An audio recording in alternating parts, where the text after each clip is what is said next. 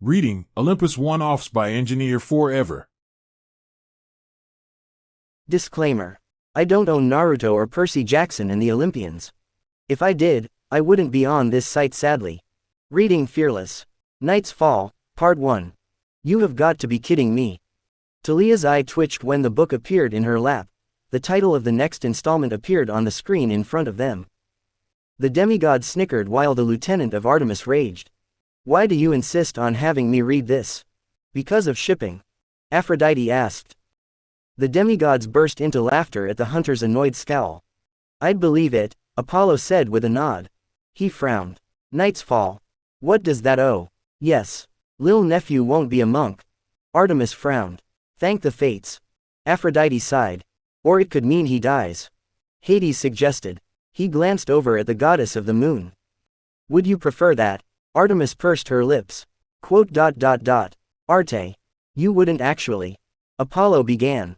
I'm thinking about it. You're thinking about it. Apollo and Aphrodite repeated. No, yes. Maybe. I don't know. Shut up. Artemis glared at the two before letting out a soft sigh. There is no point in postponing this, Talia Grace, you may read. Oh, goody. Talia grumbled. Death. 3 for 3. Hades smirked. Perhaps they hint at a new employee of mine with this. That isn't funny, Artemis said. Nor is it funny when you take our children without warning them of what could happen to them. Harsh. Hermes grimaced. I do not hold hands. Hades shrugged. Take that up with Demeter. You. The goddess of agriculture's corn in her hair began to pop. Again. Leo discreetly refilled his popcorn bowl. Again. Quiet, both of you. Talia is trying to read. Hestia interjected. She smiled at her niece. Please continue, dear. The final destination. The last hurrah. The end of a story or, to some, the beginning of another. Humans fear death. It is hated for its callousness, for its impartial nature, for its ability to strike at any time or place. It occurs daily, without remorse or regret, because there is a balance to be kept. A balance that is upheld by forces that the mortal mind can't fully comprehend. That's true, Nico said. He crossed his arms and scowled. I'm the son of the god of the underworld, lord of the dead, and I don't know how it works. I'm that and I've been dead and I don't understand how it works, Hazel said, with a small frown. Good. Hades nodded curtly. The less they knew, the better. Mortals had this thing against natural order. It's why he and Apollo had debates over Asclepius, deeds and current godly status. Even demigods, beings born with blood of deities flowing through their veins, fail to understand the reasons for death. To them, it is a needless, heart-breaking sorrow for their already terrifying young lives. Nevertheless, it happens. They cannot control it. All they can do is mourn and move on, survive until the next fight. Or, they can do their namesakes and forefathers proud, and give their lives for the lives of others, becoming heroes in their last breath. An example of one such sacrifice would be Talia Grace, daughter of Zeus. I feel so excited about being singled out like that so soon, Talia said, her voice as flat as a piece of paper. After being on the run for years, meeting a couple of friends and monsters alike, sanctuary was within her grasp. However, one deity was determined to see that she fall, not out of spite of her, no, but to punish the oath-breaker Zeus. Her uncle, the lord of the underworld, Hades sent hordes of his servants after her and her companions. They fought for days, weeks even, against monsters of all sorts that were hell-bent on delivering her to their master. Bunch of good that did, Hades said with a scowl. He glared at his brother. For someone who protests our intervention, you sure act out in defense of your bastards a lot. Don't even get me started, Hera said with a scowl. I have no need to defend myself to either of you. This issue is one not to be discussed now. Zeus snapped. He glared at them both, daring them to defy him. Hades scoffed and looked away, while Hera just manifested a chalice of wine into her hand. She had been holding it back, but this was the last straw. They failed, but Talia found no safety. Her sire, who hadn't shown much care for her until this point, kept her from a cruel fate. Zeus struck her with a bolt of lightning and turned her into a pine tree atop what was now known as Half-Blood Hill. Now Talia forever guards the boundary of the demigod safe haven, ever vigilant and strong, yet unaware of the world around her. One night, only days after her arrival, a tall youth approached the pine, unnoticed by any of the Olympians. An invisible force, a barrier that kept him just a few feet away from the tree, stopped him. Draped over his shoulders was a cloak, whiter than the snow that began to fall, which parted as he lifted his hand. It revealed that beneath the cloak was a fitted, torn, blood-stained silver shirt, the remains of a marred silver moon in the center of his chest. He pressed his hand against the barrier, and closed his eyes. "I'm sorry, Talia." His whisper danced away from him, lost on the cool winds of the ending summer. He could only hope that Annabeth and Luke made it without injury. "Such a shame." Ares shook his head. "I thought we agreed no more of that." Hermes asked, eyes narrowed. "Think about who you're talking to, Half-Pint." Hermes scowled. His separation from them lasted far longer than he wished, but such was the cost when one was in the employ of a deity of time. "Naruto, we cannot linger. We must move on." Naruto opened his eyes and turned to the speaker, who stood waiting at the base of the hill. A tall, broad-shouldered man in a flannel shirt, faded jeans and mountain boots that had his hands folded behind his back. Shoulder-length hair that was as gold as his uncle's fell from his head, and his blue eyes were locked on the night sky above them. He looked back down, peering over his hawkish nose, and an apologetic smile spread across his stubbled cheeks, revealing brilliantly white teeth. "Hello, handsome." Apollo grinned and Aphrodite whistled in agreement. "I'm surrounded by idiots." Artemis groaned and rubbed her brow. "We'll both be in a lot of trouble if we stay too long," he said. Naruto sighed and cast one more look at his fallen friend's new state before he turned away. He pulled his cloak's hood back over his head and let his hand drop to his side. Once he was back at his teacher's side, the man put a hand on his shoulder. "Worry not, Naruto. The Norns work in mysterious ways. One day, you may meet your friend again," the man said. He remained quiet and the man sighed. "Consort didn't mean for this to happen, you know. He loses track of time quite often, quite ironic if you ask me." "Forgive me if I don't believe you, Alf," Naruto said flatly. The man, Alf, smiled at him. "Who is letting this happen?" Zeus asked. Thunder boomed behind him as his annoyance grew. "We specifically stated no interference." "That is not in our agreement." "There's an agreement. So other pantheons do exist," Jason exclaimed. The demigods began to whisper excitedly to one another. Hades gave his seething brother a deadpan stare. "And I thought Poseidon was the motor mouth," he said. "Yeah, way to go, Z. What do you mean by that, Hades?" Poseidon asked, glowering at the lord of the underworld. "It means that your son inherited your inability to keep your mouth shut." Athena smirked. "Yes, well, you say that like it's a bad thing." Poseidon harumphed. "Fair enough, young one, fair enough. Now, let's be off lest we are discovered." They vanished in a flare of ethereal light and left behind a small scorch mark in the ground. Moments later, a bright light rocketed down from the sky and struck down beside Rune. The light dimmed to reveal a golden convertible with the top down. A young man with a surfer's body, shorts, tank top and boat shoes hopped over the edge of the car and crouched down to investigate the Rune. The hell was that stud doing here? Apollo wondered to himself. He scratched the back of his head and whipped out a cell phone from his pocket. He flipped it open, pressed down on the Omega button that replaced the 0 and held it against his head. "Hey, Pops. Quick question. You get any requests from the one-eyed raven to let the Icer Summer stop by Camp Half-Blood?" he asked. The sky boomed with thunder. Apollo glanced up at the sky with a grimace on his face. "Yeah, I didn't think so. Would be pretty dank if you did, though," Apollo grinned. His hand shot up. "Ooh. Question. Can I be our representative to the Norse? I think I should be." A flying bolt of lightning scorched the tips of his hair. Quote. "Quiet. I should be quiet. I should be really quiet." "Yes. You should." Zeus grit out. Ares applauded the sight with a wide grin on his face.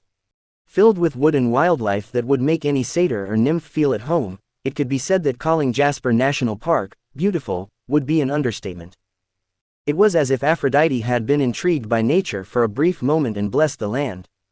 The goddess of love shrugged. "It has potential. The only thing I like about it thus far is its name."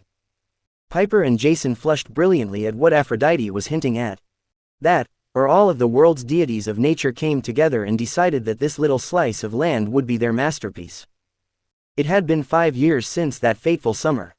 5 years since he left the urban jungle and returned to his roots with his teacher, the man he called Alf. I wonder if Alf eats cats. Hermes rubbed his chin. Why would anyone do such a thing? Dionysus asked, a bit horrified. His sacred animal was an exotic cat after all. Right, you've been at camp for ever. Well, there's this show. Hermes, bring Dionysus up to date on mortal culture later. We're trying to listen, Hestia said kindly. All right, fine. As one would expect, the Norse god was a great outdoorsman, knowledgeable and wise due to the centuries that lay beyond his appearance.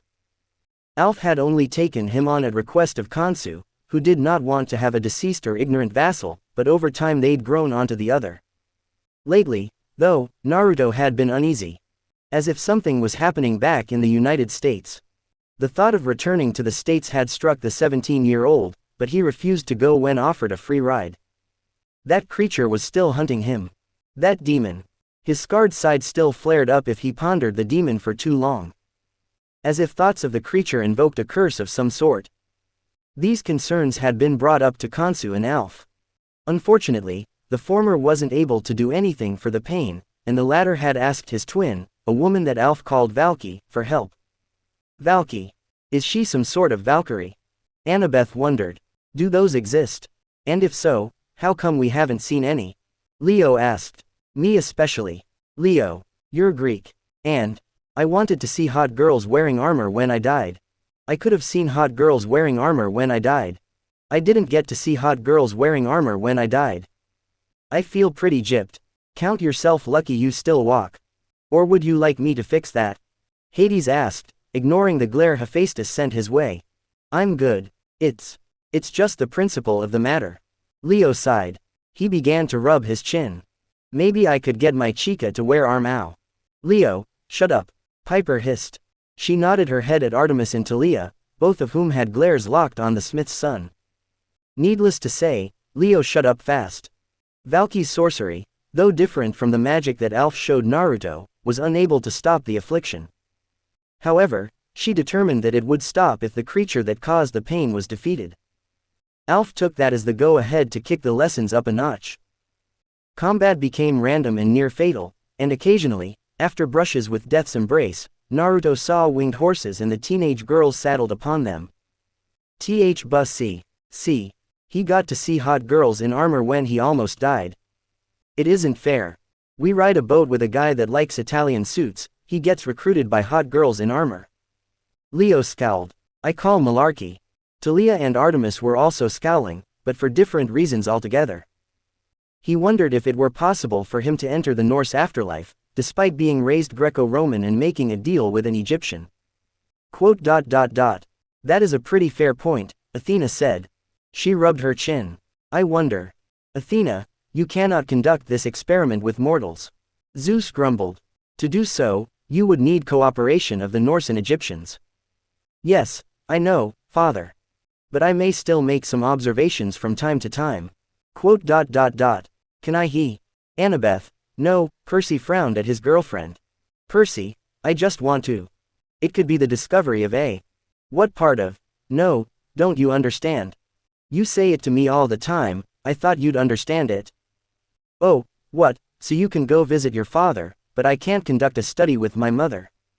That's not even the main reason I'm saying no. But it's part of the reason. Wait, why are you getting mad at me? The couple began to argue, and Talia, bored about 2 minutes in, continued to read. If it were, he would take the offer in a heartbeat. The underworld's blessed isles were too strict for his admittance. He didn't even know where to fathom his soul would weigh on the scales of Egypt. Thus, getting recruited for the war to end all wars seemed like the best result. It was after another brutal training session with Alf that Naruto planted himself at the base of an evergreen tree, healing in nature's embrace. The years of training with a Norse god had done him well. He was a solid now, and still. His shoulders had broadened and his face had thinned, though it retained a rounded shape. Alf was sure his jaw would square out by the time he hit 20. Naruto was mildly annoyed that no matter how many days he went, he failed to grow any hair that could possibly conceal his birthmarks. He took to wearing his white mask, the only thing he hadn't need to replace during his growth spurts, all the time, and removed it only to eat. His silver clothes had long since been replaced. A long-sleeved black underarmor shirt rested beneath white body armor that protected his chest, shoulders, forearms and back, a crescent moon painted in the center. A pouched belt remained around his waist. He tucked his dark pants into his boots and wore black knee pads over them, and the soles of his boots were white. It's not even skin tight. How's any damsel supposed to be wooed when he looks like he just got finished playing paintball? Aphrodite griped. They're not, because there are not any damsels for him to save. Artemis said. He is training to be a hunter, not a vigilante. According to Alf, he looked like he was getting ready for a game of paintball, instead of being a vigilante. Which, yes, he continued to do from time to time. How does your foot taste, Artemis? I'd ask you to tell me, but from what I've heard from some less fortunate hunters, there is such a thing as a foot fetish. Artemis smirked as Aphrodite paused. What's that, Aphrodite? No clever quip to explain this claim.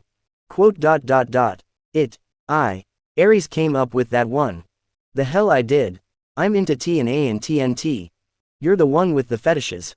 Ares argued. He was a warrior. He didn't indulge in weirdly specific fetishes, not even for his girlfriend.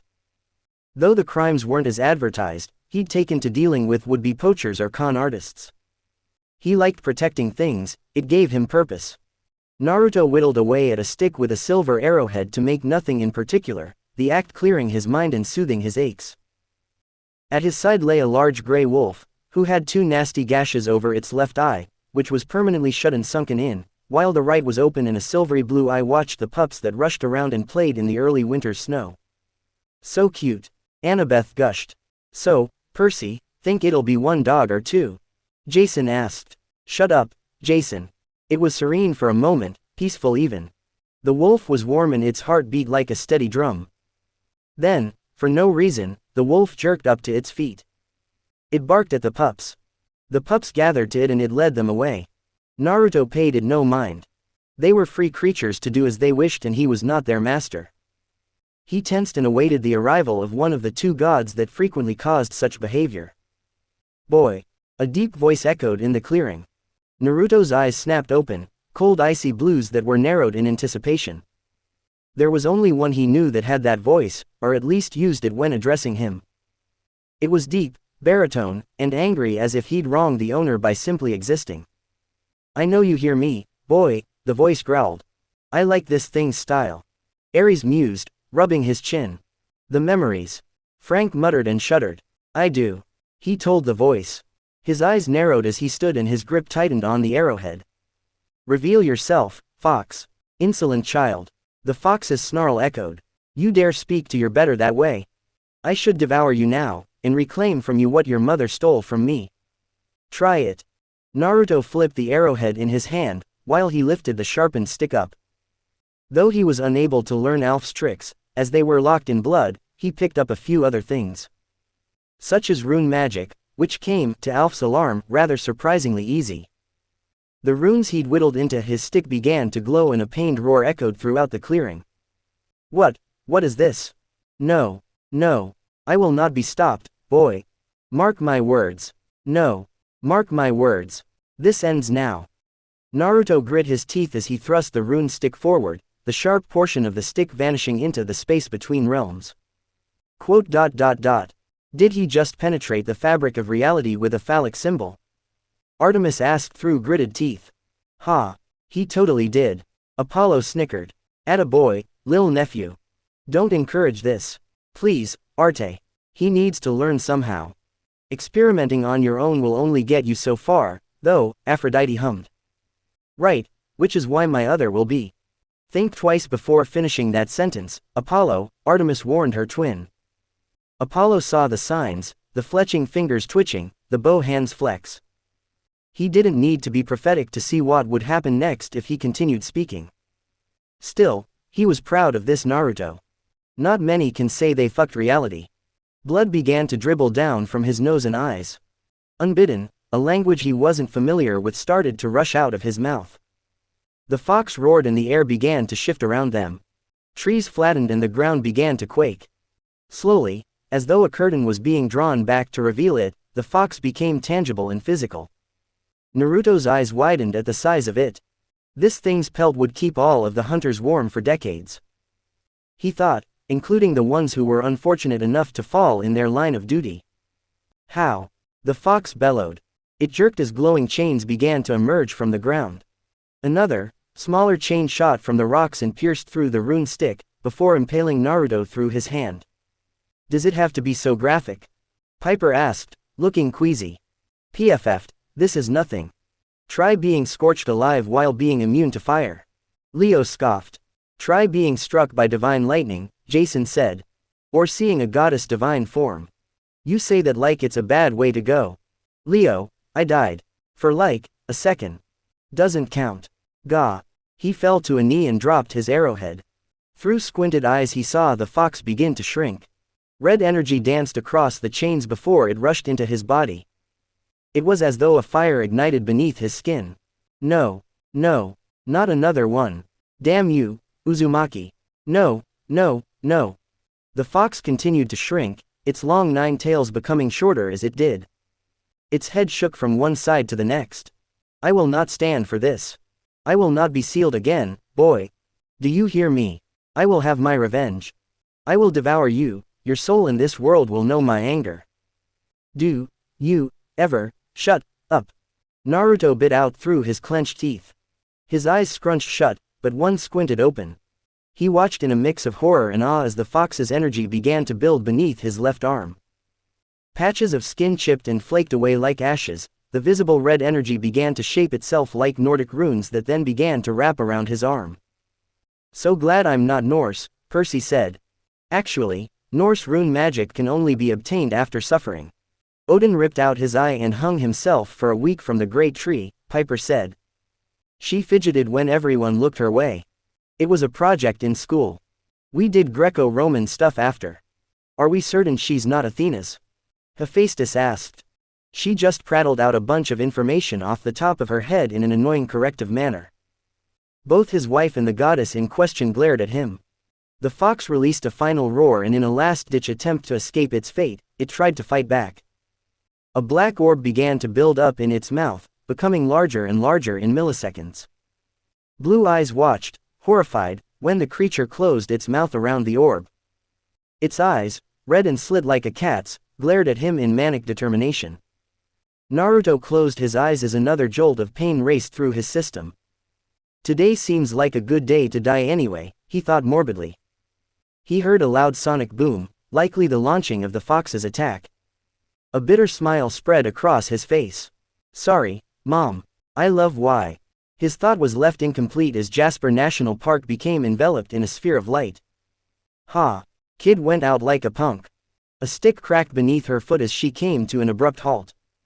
The stag she had stalked sprinted off into the wood. The huntress paid the lost quarry no mind as she looked to the north, eyes wide. It had been 5 years since he disappeared. 5 years since her oafish twin had failed her. He had lost her son. Her precious little boy, the starlight that began to help heal the hearts of her hunters, was lost to the Olympians. She'd lashed out at Apollo initially, since he'd sworn to her, not on the sticks, but perhaps she should have pushed for that oath. Let's not be so hasty here. Apollo chuckled awkwardly. You still lost him. Not my fault he takes after his mother. So it's my fault? Artemis furiously demanded. Duh. He's your kid. Apollo smirked. Take responsibility for your screw-up, Arte. You left yours alone on an island while he became a container for a demonic force. So, this story isn't about my poor parenting skills, it's about your poor parenting skills. Deal with it. That Naruto would be kept safe. Then her anger turned inward, as Diana reared her head and questioned why the boy was gone. Not often did she speak with her Roman counterpart, and when she did it was normally cordial, but now they'd fully disagreed on something. Diana had felt that it was their duty to raise him fully, regardless of their oath. Wow, Diana sounds awesome, Talia said. What is that supposed to mean? Artemis asked, still heated from arguing with her twin. Nothing. Nothing, I'll just keep reading now.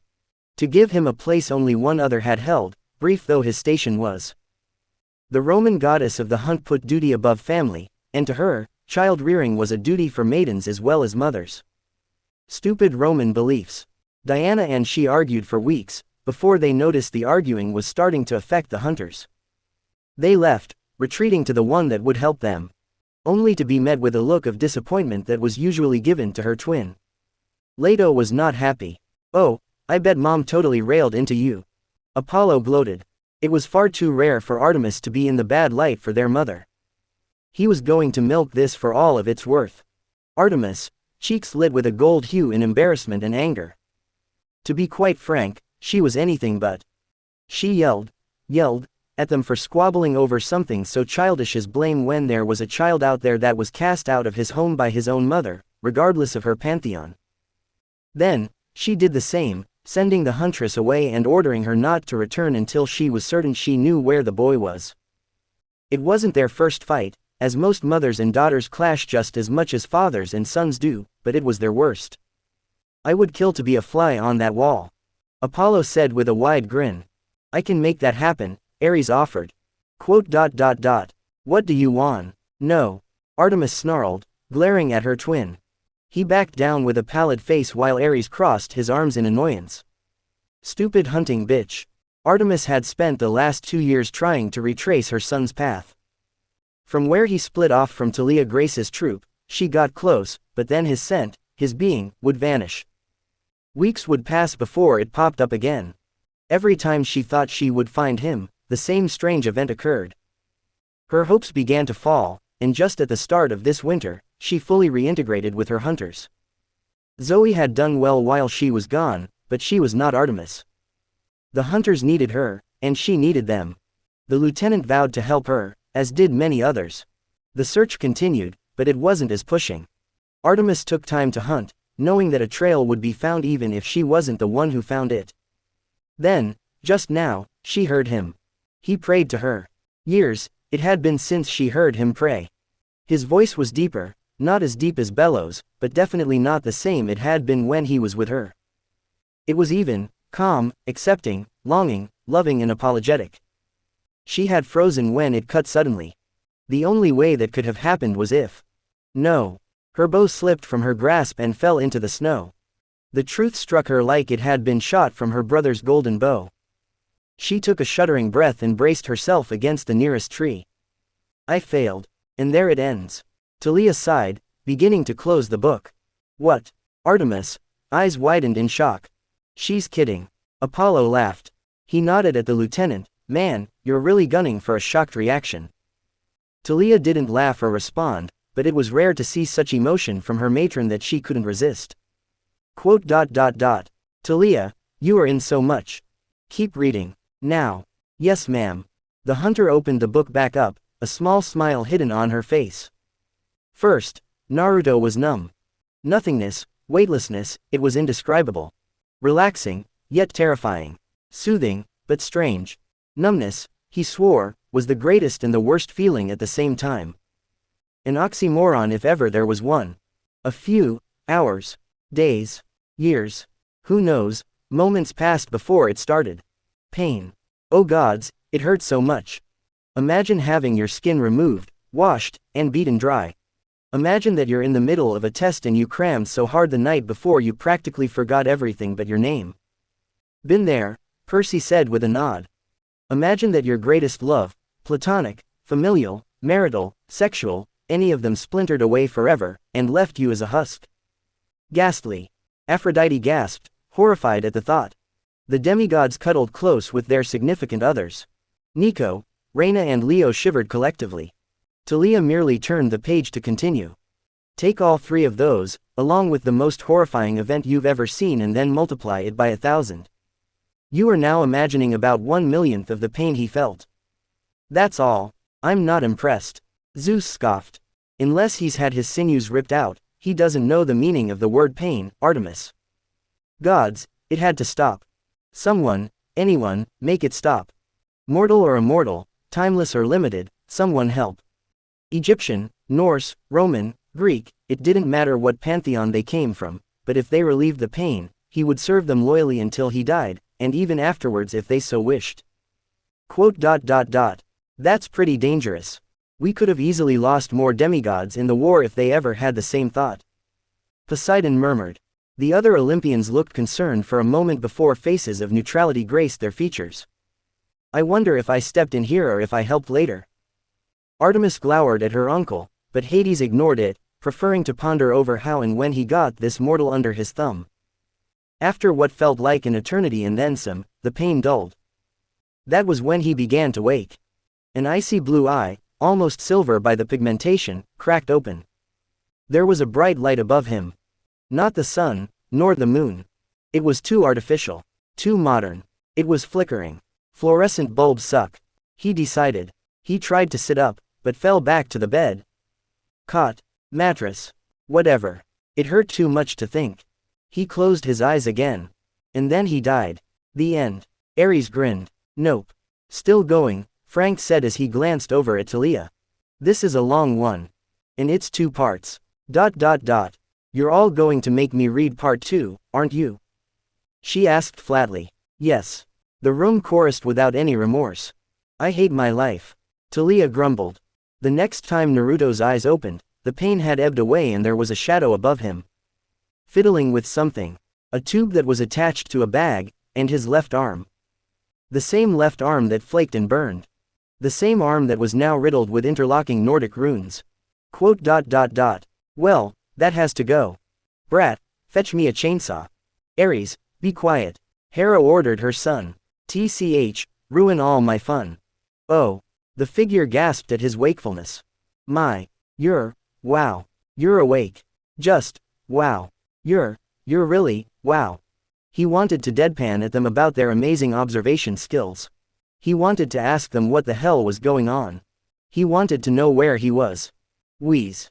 He wanted water. Now. Oh. Hello, Megan. The figure brought their hand up and palmed themselves in the head. They backed away and grabbed something from a nearby surface. It was thin, but reflected light.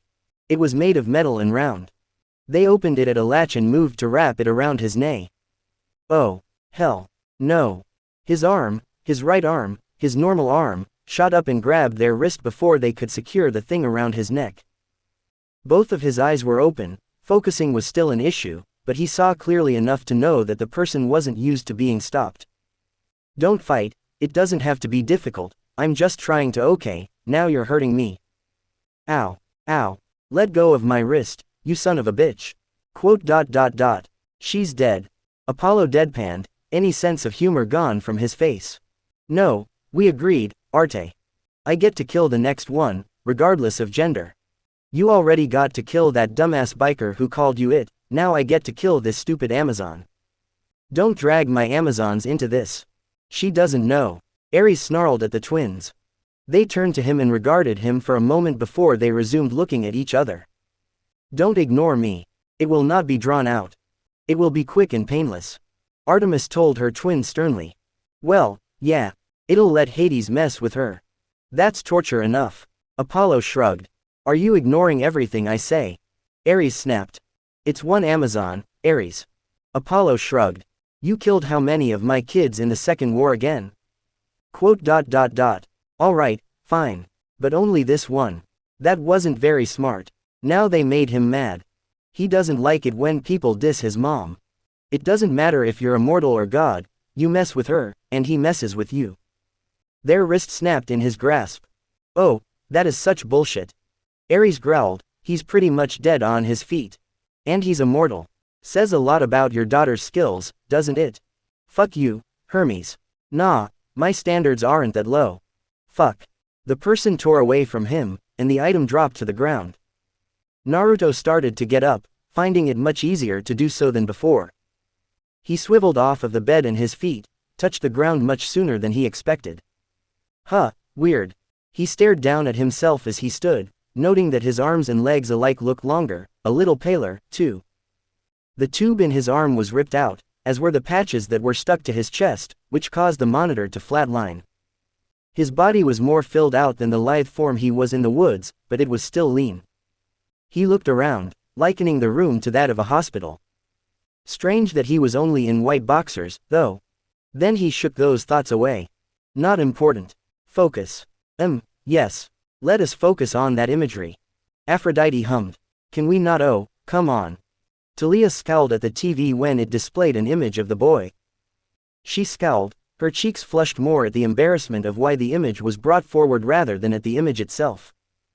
It wasn't a bad view, is what she would think if she wasn't a hunter of Artemis, but she was, so she totally wasn't attracted to him. Nope. Not in the slightest. That is, quite the definition, Reyna said after a moment. Her face was glowing red, despite still being stoic. Many of the other demi-goddesses and Nico looked the same, and their boyfriends or friends that happened to be a boy in Leo's case began to grumble to themselves. Gods, damn it. You broke my wrist, you asshole. The figure, female, early 20s, maybe younger, glared at him. She reached into her pocket and pulled out a radio. I need assistance with the Queen's BF. He's awake and he's fucking strong. B.F. The letters flew through his head, trying to place their importance and their consequential meaning. Queen was simple enough, whoever was in charge had claimed him. But for what? B.F. B.F. Percy tapped his chin. He scratched his head and scrunched his face up in thought before he sighed. Nope. I got nothing. You goof. Annabeth rolled her eyes, but still had a smile on her face. The question would go unanswered, as the girl suddenly swept his feet out from under him. Still disoriented from whatever they had been pumping him with, he toppled back and hit the ground as she stood. His head, amazingly, didn't collide with the floor, so he was able to catch the girl's foot when she tried to stomp his lights out. He pulled and brought her down to his level, before he kipped up to his feet. He wobbled and his head felt light. He steadied himself against the bed. Okay, don't do that again, Naruto thought through a groan. He turned when the door was thrown open, and 3 more girls rushed in. Although they lacked the nurse scrubs his caretaker wore. Instead, they had white polos tucked into black slacks. The logo plastered above their breasts made him pale. No estimations. Better work on that, Apollo said to himself. Amazon. Oh shush. He was on the defensive, blocking arms and legs as a tussle began in the small room. He gripped one by their wrist and twisted her to act as a human shield. He'd apologize to her, but talking isn't his strong suit right now. Jesus, what is this guy? A legionnaire? One girl asked.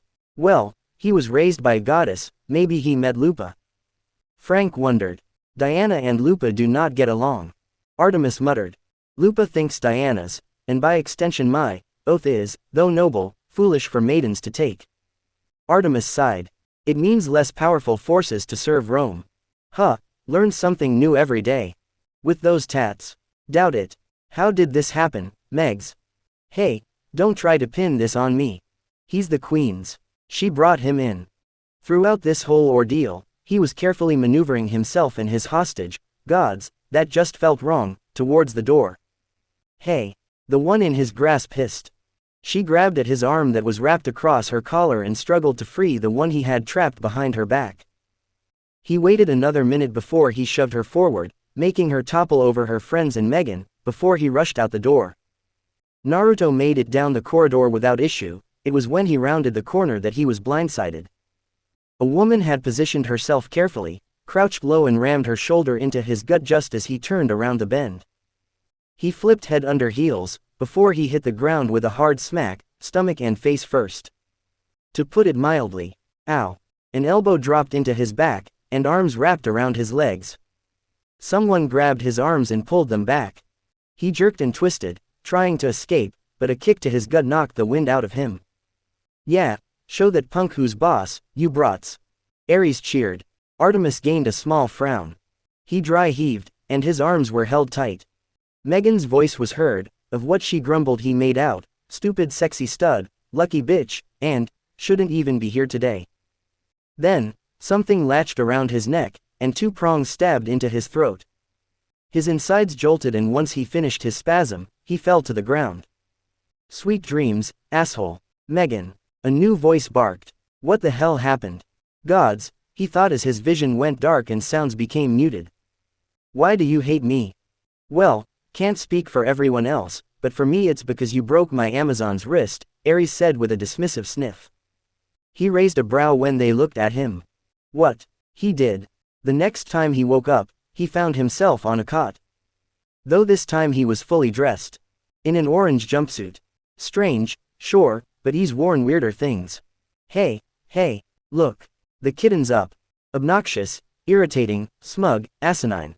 Ugh, don't tell me. Naruto looked over at the group of other teens in jumpsuits like his own. He scowled. Boys. ... How could you influence him for so long while not being near him? Aphrodite groaned. He is going to be nearly impossible to break. Nearly impossible, Artemis repeated. She gave her rival a sidelong glare that was met with an amused smirk. They all break sooner or later, Artemis. Even you. Artemis snorted in disbelief. What was the love goddess high on to come up with that ridiculous thought? ... Piper, she's scaring me. Jason whispered to his girlfriend.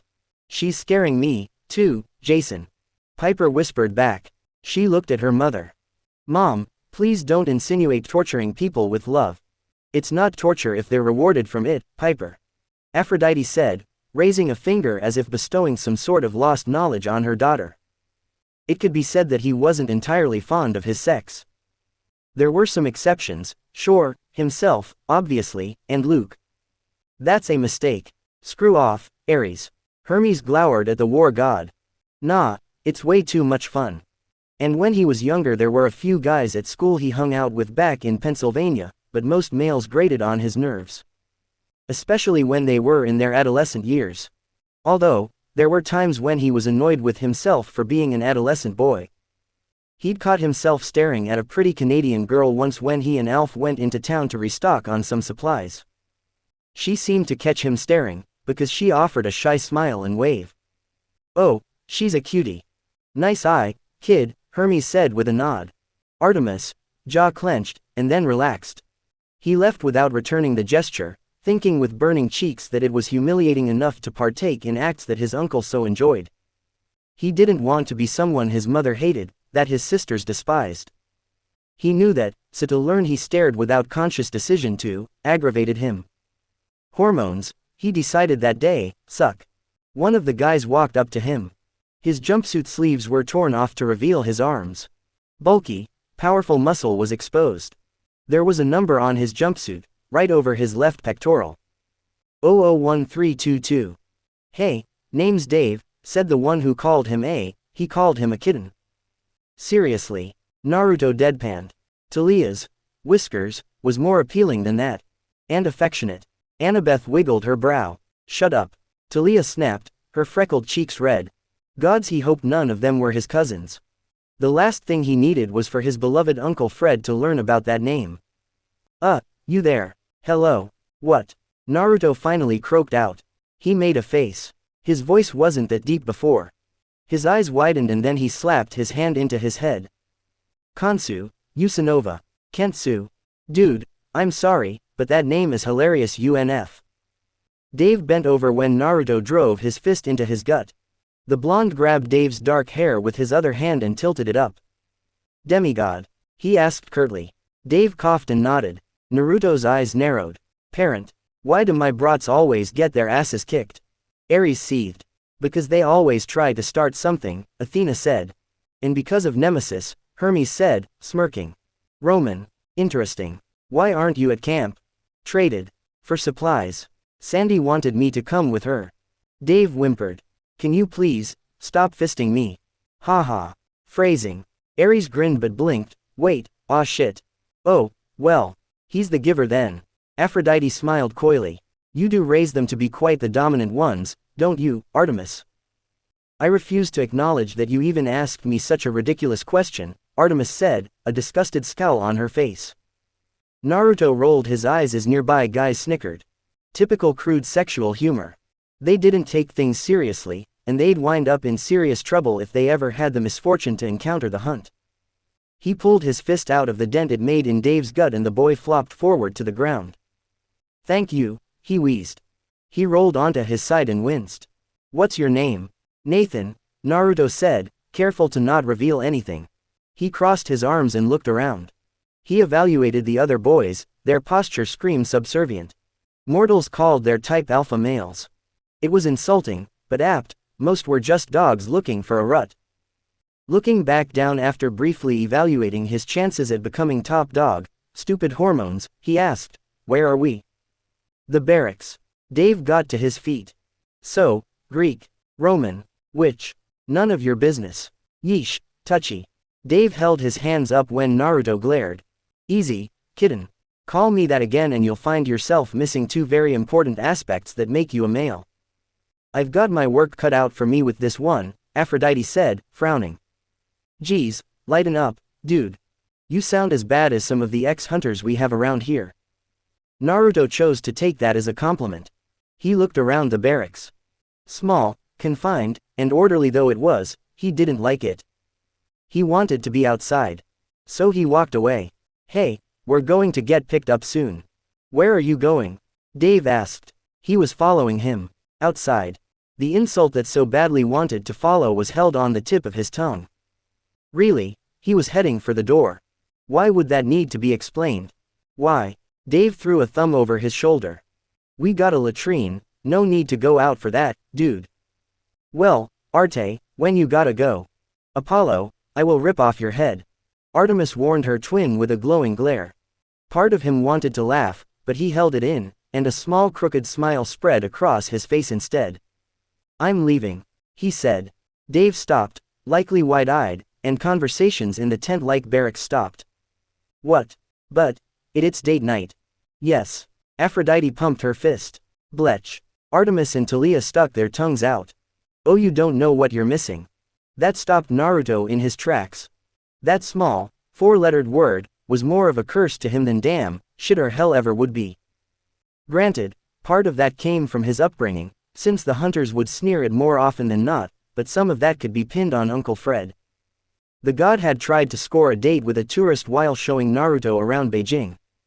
Needless to say, they lost each other in the chaotic, crowded streets. Yes, they were reunited, but though Uncle Fred swore that he would try not to lose his nephew in search of a date, it happened 6 more times. Granted, Naruto could have stayed put and waited, but he didn't make any such agreement to be a more dutiful nephew. In summation, the word, date, was not one he ever wanted to willingly associate himself with.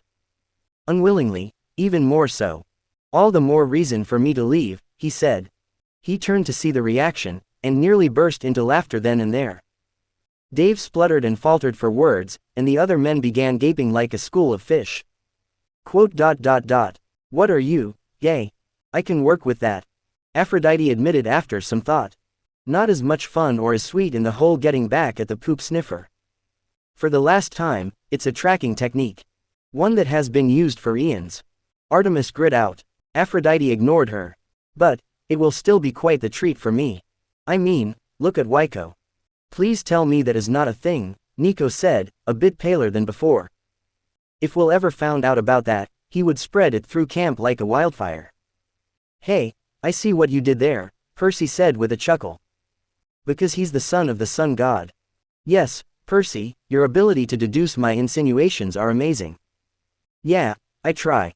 "No," Naruto rolled his eyes, quashing down the typical heterosexual hormones that started to demand he assert himself, and more sputtering began to escape the other teens. It was time to leave. He went to the barracks flap and threw it open. Where he found Megan and a few more Amazons waiting. Megan remained in her scrubs, but her company looked as what most expected of an Amazon. Shields, armor, and spears. The spears were leveled at his neck and he closed his eyes. His luck would be that bad, wouldn't it? "Wow, you're sure on the ball, aren't you?" Megan smirked. She reached up and attached something to his collar. Naruto stared at her, incredulous. Did you just leash me?" "Did they just leash him?" Artemis asked, furious. "Ooh, now there's an idea. Aphrodite, I will tan your hide." "Don't give me those empty promises, Artemis. I'm the heartbreaker here, so leave that to me." "Okay. You read." "Talia, just read." Artemis growled as she slumped down in her throne, her arms crossed and an angered frown on her face. "Whoa, you put her in epic pouting mode. I thought only I could do that." Apollo awed. He nodded at the goddess of love. "Nice job." "Yep." Megan chirped as the other Amazons moved their spears away. She pulled on the leather strand and he stumbled forward. He reached for his neck and she pulled on the leash again. This is punishment for my wrist. Now, be a good boy and come on. The queen's waiting. Whoa, you lucky dog. Dave called from within the barracks. What did you just say, David? One of the guards asked. Dave's nervous answer was lost as Naruto was dragged away. And that guy is on the couch. Leo nodded. Oh, yeah, for sure. Big time. Jason, Percy and Frank nodded in agreement. Is there even a couch to begin with? Annabeth asked aloud. Maybe it means there is no date night, Raina said thoughtfully. The horror, the four boys from before shuddered. He surveyed the area once they exited the elevator that led to the Amazon men's quarters and he came to a startling realization. Now, to be clear, Naruto was used to being around pretty girls. Heck, he was used to being surrounded by them. His mother was Artemis, after all. The goddess of the hunt, and her loyal hunters, maidens of ages that never exceeded the mid-teens, and were known for not only their skill, but also their beauty. He could say with 100% certainty that they had nothing on the Amazons. Jerk. Talia frowned. There's a point where beauty becomes more prominent in women, Talia Grace. Sadly, you didn't reach it in time before Artemis got to you. Aesthetic attraction is not important, Aphrodite. I pity your delusions, Artemis, I really do. These young women were all warriors, and at the point of their lives where they no longer were simply pretty, but had become beautiful. Aphrodite's children were said to make heads turn. Zoe insisted it was done to conceal a gag, and if that were true, he wanted to know how many of her children came here. Anywhere he looked, there was an Amazon, or two, in clothes that fit just right. With bodies and postures that demanded respectful attention. Even Megan, when she wasn't scowling at him or looking at him with that disturbing hunger in her eyes, was beautiful. And then she walked ahead of him like a woman on a mission. With a slight swing of her hips that amplified her. Again, Naruto reiterates. Hormones suck. There is still hope for him. He must be an ass man. Hermes declared. Ahem. The goddess of the hearth cleared her throat. No offense meant to your donkeys, Hestia. And you must never look at another woman. Jerry did it all the time. Why Darlene kept him, I'll never understand. Oh, crap. Was she talking to him? He hadn't heard a thing she said. Oh, that'll cost him. Percy winced in sympathy. You would know. Annabeth grumbled. I get distracted. Sorry for having ADHD. Blame him, Percy said, pointing at his father. Poseidon has the decency to look somewhat apologetic. He was examining his surroundings, looking for an escape, and unfortunately getting distracted by his blasted hormones. At least, he hoped that's why he was looking around. Oh, Alf. Please be merciful, Naruto thought with closed eyes, hoping that somehow he could reach out to the Norse god of fertility. If I must suffer these accursed hormones, please grant me one request. Don't let me turn out like Uncle Fred. Why does he say that like it's a bad thing? Apollo whined. Because it is a bad thing, you idiot. Artemis shook her head. He thought he heard a faint round of mixed laughter, but was pulled from his internal monologue when Megan spoke to him again. You're not listening to a thing I'm saying, are you? She asked. I'd rather not answer that question, he said. He arched a brow when she smirked at him. What? You seem familiar with this. Been a BF before. Let's see.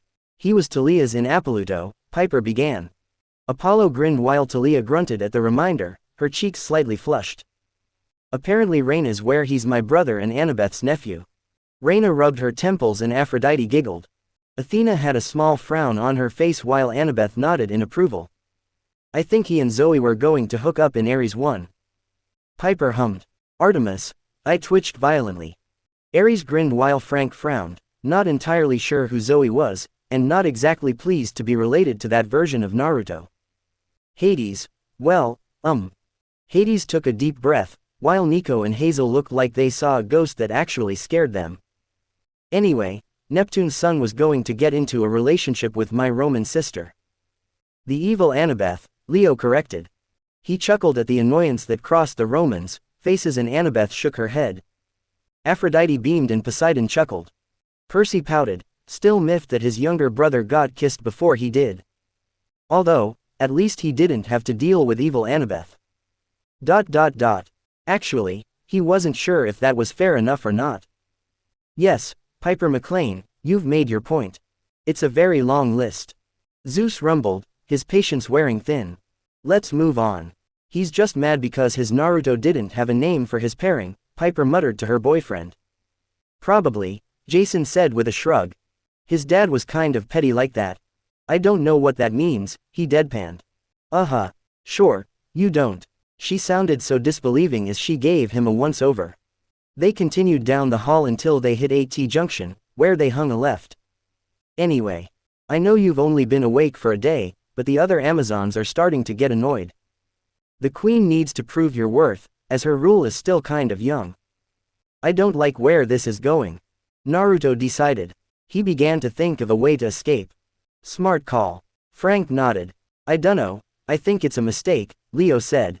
Leo, you'd basically be a slave. But think of the benefits. Pass. Before he could begin to act on his concerns, he was pulled into a room that held boxes upon boxes. 2 more Amazons grabbed his wrists once the doors closed. One kicked the back of his left knee out and he was forced to kneel. Another grabbed his head and he was pushed forward, prostrating himself to an approaching figure. My queen, Megan said. He saw her kneel out of the corner of his eyes. He tried to look forward, but each time he tried, the Amazon that grabbed his hair pushed his forehead further into the concrete ground. And some call the hunters rude. He thought, annoyed. Compared to this, the hunters' manners were of the highest nobility. We aren't rude, Talia said, offended. Artemis had a frown on her face as well, since she was the one that raised most of them. I beg to differ. Hera smiled wickedly. Megan, thank you for bringing him. How is your wrist? Another young woman said. Naruto heard a hint of an accent when she spoke, and he felt her gaze wash over his form. He tried not to move and simply listened. Better. It shouldn't have happened in the first place, I was foolish to try and collar him alone. Foolish to collar me at all would be more accurate. He thought as a scowl marred his face. He jerked involuntarily when the queen took hold of his leash. The Amazon holding his head pushed it further into the floor. That's enough, Hope. The queen's voice was firm and the grip on his hair lessened. You, Mercy and Megan may leave. Hope and Mercy. I call shenanigans on that, Apollo said. Why? Percy asked. They're copyright of 600 comics. Quote. Read a comic book, kid. But, the one that held his left wrist and shoulder began to protest. That was not a request, Mercy. The two hesitated before his arms and head were released. He braced himself on his hands, but didn't move. He waited until they left, until he heard the doors shut behind them, and then he lifted his head to send the queen a dirty look. He didn't expect to see a girl his age, if not a few years older, stare down at him with 2 piercing black eyes. Her glossy black hair was pulled back into a long ponytail and she had an air about her that screamed royalty. Not in an offensive way, either, but rather charming. She wore a sleek black jumpsuit that had both sleeves rolled up and was parted by a belt of golden links. The top was unzipped slightly to reveal a dark tank top beneath it. She was athletic and lean, the hints of her might easy to spot along her exposed skin. Ah yes, Reina's hottie of an older sister. Leo grinned like a fool. Reina punched him in the arm, which made him wince. Ow. What? It's not my fault, it's true. What drew his attention the most was a white line on her forehead. He can see that? Reina asked. He saw Talia's injured ankle in the last one, Annabeth said. Annie, shut up. Talia huffed. Your eyes are beautiful, she said, her voice soft as she spoke. He curled his upper lip in a snarl and nearly growled at her, if he didn't remember where he was and what he was currently doing. She seemed to snap out of her daze and waved her hand. Stand. Thanks. He spat, getting to his feet and standing taller than her by a head. She stared at him again, as if just now realizing how tall he was. Before she could stop him, he reached up and undid the leash. It clattered to the ground, and she was shaken from her thoughts once more. No, wait. The queen moved to stop him when he started to fiddle with the collar, but Naruto pushed her away and twisted out of her reach. His fingers just slipped under the leather belt around his neck when a painful shock racked through his body and he dropped back to his knees. "I tried to warn you," she said, though her voice sounded off. Likely an effect of being shocked. He twitched and scrunched his eyes shut when she put her hands on his arm. "Look, I know this may seem odd. Not in some circles, dear. Yes, Hestia, I know, but you act as if these children won't experiment." Aphrodite complained. She pouted when all she got was a stern glare from the hearth's goddess. The demigods refused to make eye contact with one another. "No, you think." Naruto snapped at her and pulled himself away. He would be more controlled, but there was the whole shock collar thing that kind of got under his skin. No pun intended. "Hey, I get it. Leo, Percy, Apollo and Hermes chuckled. I promise that I don't want to hurt you," the queen said. He scoffed and pushed himself back to his feet, glaring at her when she tried to near him. "Yeah, sure, and I'd rather be in Hades at the moment." "Not entirely a lie. If you'll just listen." "Why should I care what you say?" Naruto asked. He pointed at his neck. "I wake up in this glorified slave camp, practically naked, with your little nurse adding who knows what to the IV that was in my arm. We were treating your wounds. The ambrosia and nectar we gave you. Quote. Perhaps I was a bit hasty in my assessment." Zeus muttered, heard as the room went silent. "Holy crap, they gave a mortal ambrosia and nectar. How did he not die?" Apollo wondered. "The demonic healing," Hera suggested. "Could be the Norse runes," Athena mumbled. "Or perhaps Khonsu did something to him." "Kid's a good investment," Hermes mused. Artemis would have snapped at him if she weren't contemplating giving the Amazons a visit and a piece of her mind. "You gave me what?" He looked at her in horror and then began to pull off his jumpsuit. She didn't move to stop him. Possibly stunned by his sudden decision to strip. He would be too, if he wasn't worried about any possible injuries that were left by their very stupid mistake. It was kind of foolish for them to assume he could use ambrosia or nectar, but I think I'd be more worried about stripping in public so casually.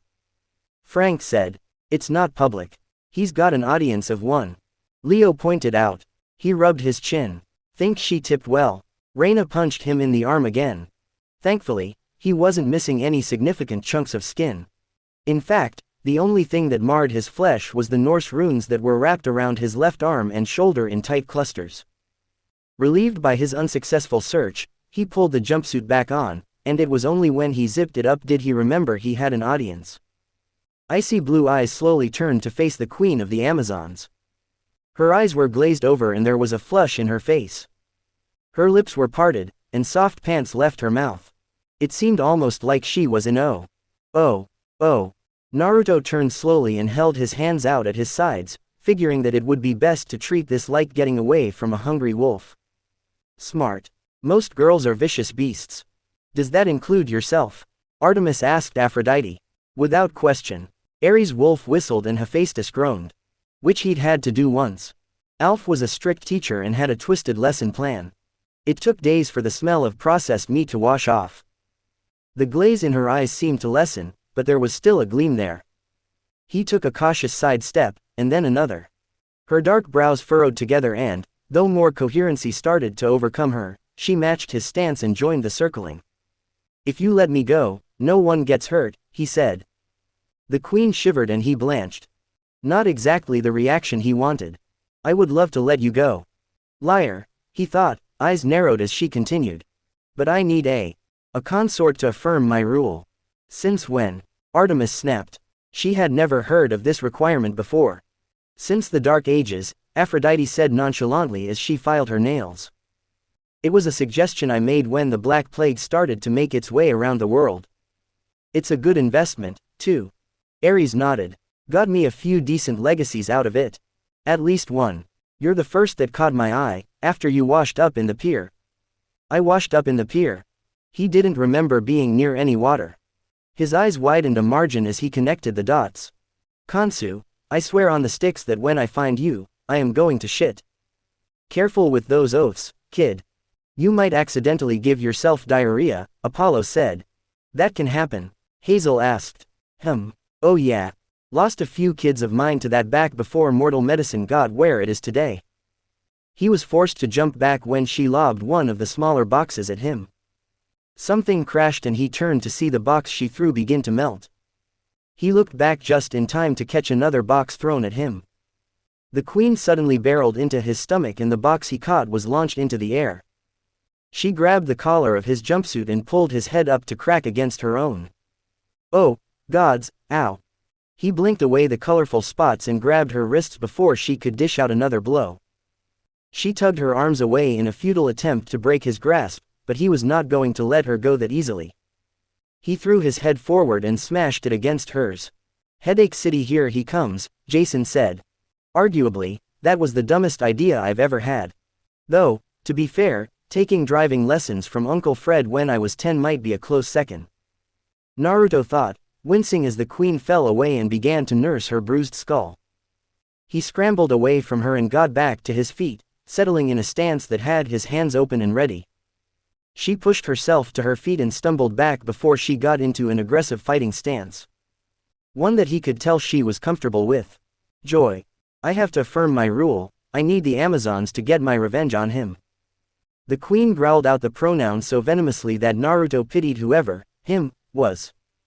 She narrowed her eyes and her knuckles bled white. You're the first one I've taken an interest in. So was that flirting or foreplay? Piper couldn't help but ask. Neither. Jason couldn't fully believe his girlfriend had just asked that. Oh, it was both.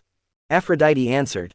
Meanwhile, Reyna shook her head and sent a quick glance to the son of Poseidon. How he managed to escape her sister's wrath, she didn't know, but for a long time that's all that Hyla cared about. Flattery will get you nowhere. Naruto deadpanned. He caught a punch in one hand and then an elbow in the other. His knee shot up to block the leg that aimed to hit him in his soft spot. He scowled. You fished me out of a river I don't remember swimming in, nearly killed me with ambrosia and nectar, and then collared me like I was some stray dog. To be fair, I've never really been a fan of the collars, but the Amazons were wrong before for trusting demigods. And so was I, the queen said as she pulled herself away and then rushed him again. She swung a leg up that he ducked under, and then caught on the follow-up attempt kick. I'm not a demigod. He pulled her leg in and then gave her a rough shoulder check that knocked her to the ground. She quickly spun around on her hands in an attempt to sweep his feet out from under him. He leapt away from her legs and glanced at the door. He was closer to it and on his feet. The queen, still prone, followed his gaze and then looked back at him with a glower.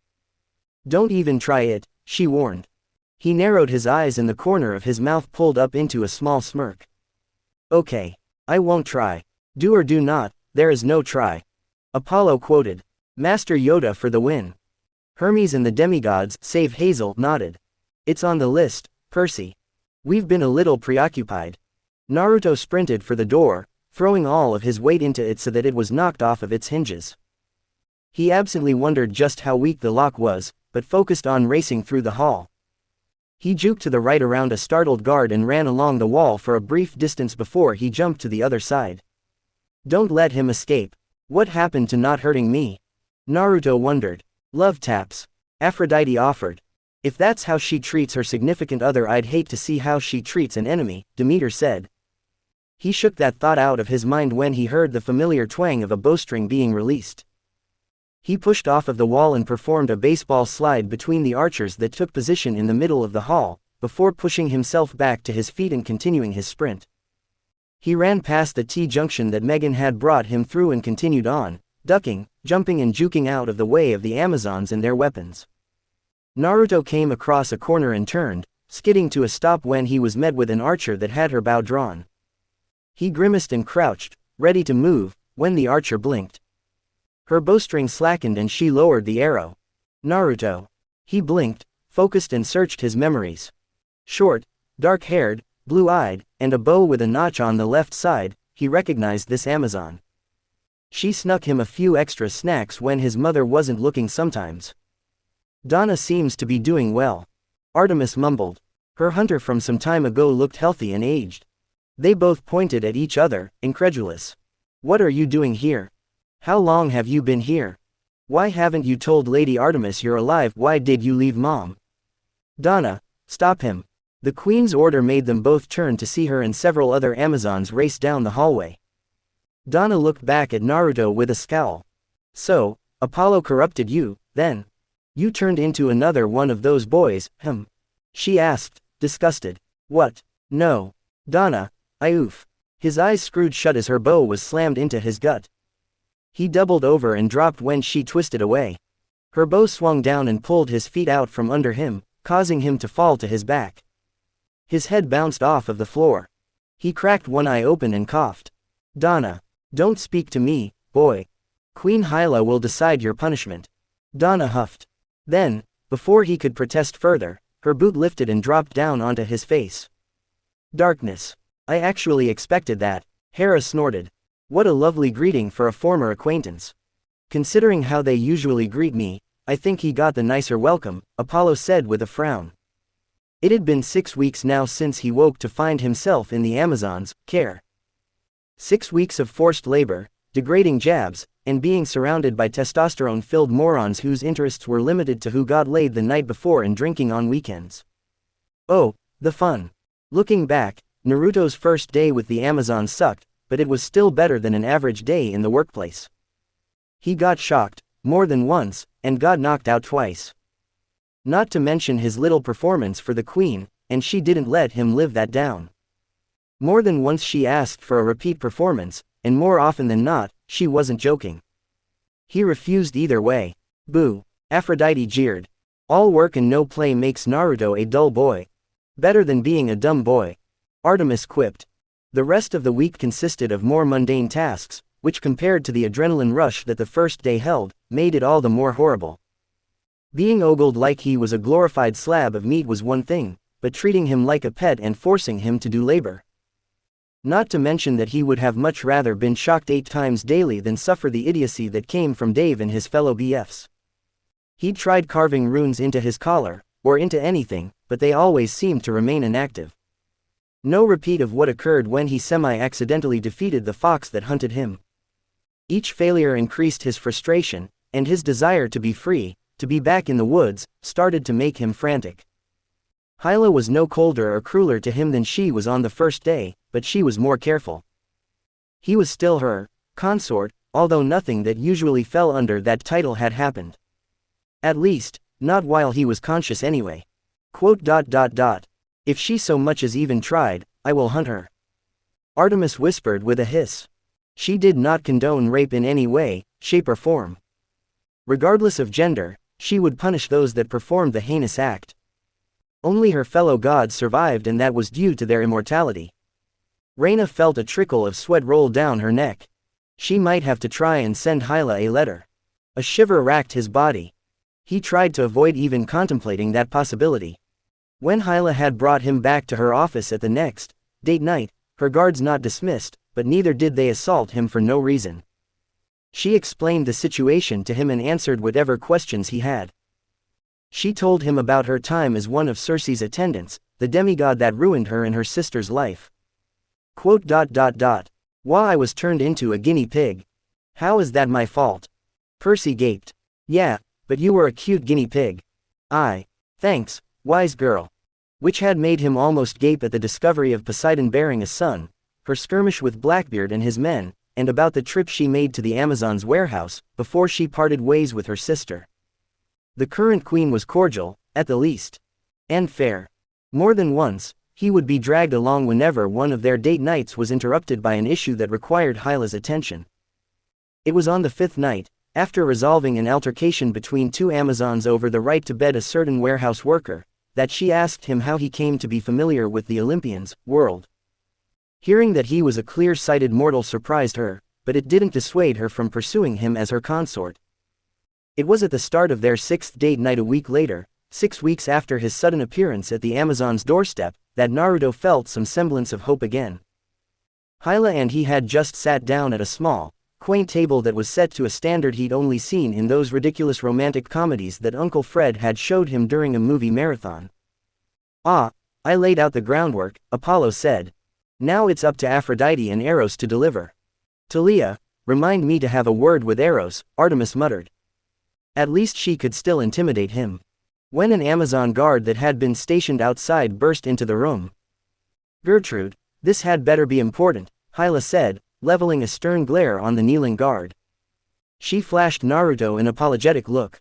He gave her a disinterested stare and then returned his attention to the spork he was granted. The last time they gave him real utensils, he tried to MacGyver his way out of his collar when Hyla stepped out to powder her nose. Dumbest phrase ever, Naruto thought, stabbing at the meal with disinterest. Salad was good and all, but 3 leaves of lettuce was not a meal. Any satyr or fawn would call that a light pre-snack. Another vegetarian? Piper asked. Considering who he grew up with, don't get your hopes up, Talia said. She gave a toothy grin to the girl. Rabbit stew. Yum. You're a monster. I try. Apologies, Queen Hyla, the guard said. She lifted her head and glanced at the sole male in the room for a second, before returning her gaze to the Amazon Queen. However, we have a small situation at the, administration entrance. Is someone complaining about the delivery rates? Hyla arched a brow. I thought we resigned the agreement with both Mercury and Hermes. We did, but that's not the issue. The guard nibbled on her lip. The next words caused Naruto to perk up. The huntress is here and, she demands an audience. You're kidding. I thought for certain that they wouldn't venture here considering our schedule. She knows that Friday and Saturday evenings are our days of. With her son. Damn right I do. Artemis seethed. Hyla blinked. Naruto feigned disinterest, but he began to thank every deity he'd ever heard of. Even ones that no longer had a presence in this world or never had one to begin with. Selene. Helios. Cthulhu. Primus. We acknowledge only 3 of those. Apollo piped up. A few of the younger gods nodded in agreement with him while the older ones rolled their eyes or scowled. Wait, which one is the third? Leo asked, all of the other demigods joining in as they looked at the grinning god. That would be telling. Please let this be who I think it is. Please, Olympus, let your dwellers be kind. Quote. Her son? Hyla asked, her eyes wide as the empty dinner plates that were set in front of them. The guards stationed inside the room let out 2 small gasps. The guard nodded. Quote. I'm sorry Nathan, but it would seem that I have some urgent business to attend to, Hyla said, standing and setting her napkin on her plate. She stopped at his side before she passed and put a hand on his arm. Hopefully this will be over quickly, but if it involves who I think it does, it may be best to cancel the rest of. Wait, what? Cancel? No, Naruto thought. He could not miss this window. He had to get out of here. Before Stockholm set in or Hyla's patience ran out. He didn't know which would be worse. How could he wait? An idea struck, one so stupid it just might actually work. But, it never hurt to get some godly backup. Uncle Fr Apollo, if this works I will be your wingman for one night. He said it, not me. Apollo pointed at the screen and then looked around at the council and Hades and Hestia. You all heard it. Never. Artemis glared at her twin, 2 glowing eyes in place of the normal frigid silver. You owe me this, Arte. You lost him in the first place. A warmth suddenly overcame the room, and Naruto went for broke with the one move he could think of. What's the big deal? Why I can't meet this friend of yours? He asked. A resounding snort went through the room, coming from each of the 3 guards. He would too if he wasn't trying not to blow this. Hyla smiled at him, apologetic. Normally, I would love to bring you. To show me off like some sort of award, Naruto thought, biting the inside of his cheek to keep his thoughts private. But this particular friend is not comfortable in the presence of men. She is rather hostile towards them, Hyla said. She began to pull her hand away, but he reached out and grabbed her wrist. I can protect myself, he insisted. And I'll be quiet. I won't do anything to make myself too noticeable. A liar, from a liar. Whose pants then lit a fire? His uncle's favorite rhyme echoed in the back of his head. It's true. Apollo nodded, they are on fire. I keep telling you there is nothing wrong with lying, you Boy Scout. Hermes scoffed. Troop Omega. It was based on his uncle's first interaction with Hermes, and had been told to him at a very young age. Maybe he should think twice before asking his uncle for help. Mayhaps next time, Nathan, she said. He tightened his grip and pulled her down. I don't want to end the date this soon, he said, fighting back the gag that he felt. I'm starting to enjoy your presence. Hyla. Hyla gaped at him and then smiled. He actually felt some heat go to his cheeks. It wasn't a megawatt grin, but a small, beautiful smile that drew his gaze to her lips and how close they were. He wondered if they were as soft as marsh. Don't get distracted. Not now, not when I'm so close. I don't think you realize how happy I am to hear that, she said, her voice soft. She got closer, her breath puffed against his face and oh. Huh. Marshmallows. Not even clouds were as soft as Hyla's lips. This isn't so bad. Not as gross as I'd thought it'd be. A bit strange, but I can kind of understand where Uncle Fred is coming from. Naruto's thoughts jolted him from his daze. Uncle Fred. Uncle Fred. Focus. You're acting like Uncle Fred. No. Save yourself, boy. Save yourself. Artemis cried out. Let the corruption begin. Aphrodite tittered as she rubbed her hands together. Quote. Piper, Jason began. I can't stop it, Piper sighed. She'd accepted that her mother would never change. He pulled away before Hyla could wrap her arms around his neck. His hands leapt off of her hips. When did he put them there?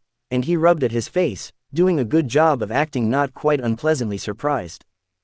It helped that he really was surprised by the pleasantness of the act, but that wasn't important. Now, anyway. Wow, Hyla's whisper snapped him from his thoughts. The smile was back in place. That was actually way better than I thought it would be. I expected a bite, at least. Why your friend, can. Naruto fumbled, still a bit off kilter from the kiss. Yes, just a bit more and then I've got him. I will not let that happen, Artemis snarled at the giggling love goddess. Well, I guess there won't be too much harm in it, Hyla said. Her gaze was smoldering, drawing heat to his face from the intensity of it. Naruto was pretty sure he was glowing. Her hand cupped his cheek, and a finger traced the top whisker that marred it. After all, we can continue that in dinner much sooner if you stay close. He sort of hated the part of him that actually sounded delighted by the idea. Hyla stood, her hand parting from where it was comfortable on his face, and turned to her guards. She requested his guide. The leash did a great job of cooking whatever fire the queen had set within him, and wrapped it loosely around her wrist. Then she took his hand in her own and guided him out to the hall. The guards followed, each as tense as the last. Stay in pace with me, she said, whispering into his ear.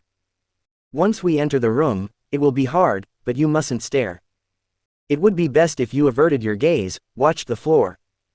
Count how many tiles there are on the floor. Stare at someone's feet, I don't care. Just don't stare at her. That would be awkward, Leo said. Okay. He tried to sound as confused as possible. I mean it, Nathan. Do not stare at her, or any of the girls she brings with her, Hyla said. She stopped outside the doors and put a hand on the latch. It opened only a sliver, before she stopped and pulled back to face him. She took his face in her hands and pulled him down for another kiss. A harder, deeper kiss that he had to slightly pull away from, lest she bruise his lips. Then the doors were pulled open, exposing them to the occupants of the room. Presenting Queen of the Ama-Ao. Presenting the Queen of the Amazons. Hyla Ramirez Arellano, the Amazon guard announced her. Naruto's eyes were wide as Hyla ended the kiss and then faced the room with a smile. To his embarrassment, the guard continued, and accompanying her is her consort, Nathan. Lady Artemis, Hyla said, entering the room with a small bow and forcing Naruto to do the same. He was glad she did, the image of not only his adoptive mother being slack-jawed and wide-eyed, but also the images of Lieutenant Zoe Nightshade and the healer Phoebe in the same state kind of put him in his own state of embarrassed shock. I want to save this image. Forever. Talia whispered. Behind her, Artemis was in her own little state of shock. That she snapped out of thanks to her twin's raunchy wolf whistle. Way to go, Naruto. Uncle Fred is so proud of you. Quote. CCC consort. Phoebe, the first able to find her voice, repeated. Yes, Hyla said, nodding as she righted herself and Naruto. I know that you normally do not welcome our men in our meetings, but I found it very hard to say no to him accompanying me. I would be very grateful if you did not change him into a jackalope. After what we just saw, perhaps such a transformation is in order, Zoe said, being the second to find her mind. Her comment made Naruto break out of his stupor, and the following glare caused him to cringe. Again, I apologize for that. Hyla sent a sideways glare at the girl that revealed them to the hunters and their patron. The Amazon guard had the decency to look sheepish. Shaking her head, Hyla looked back at the goddess. According to my Amazon, you wished to have an audience with your son, Lady Artemis. Pardon me for my disbelief, but that can't be true because of your oath, correct? Oh, it's true. Zoe grumbled. She folded her arms across her chest, her eyes locked with Naruto's. Isn't it, Nathan? That's not fair. Naruto muttered. He felt like a young child again, caught with his mouth full with extra sweets given to him by some of his nicer sisters. He crossed his arms. She kissed me. Thou didn't seem to protest it. Good boy. Aphrodite beamed. What am I going to do, throw her through the door? Yes. Artemis and Ares snapped. Everyone looked at the war god. Ares shrugged. It'd be funny. That would have been preferred. Zoe reached up and pinched the bridge of her nose. Mine eyes cannot be fooled, though I wish they were. It is as Donna said, thou hath been poisoned by Apollo. I was not poisoned by Uncle Fred, he protested. Clearly, the bruising on thy lips is caused by the magic she used to entrance you, Zoe said. Hyla's quite the dom.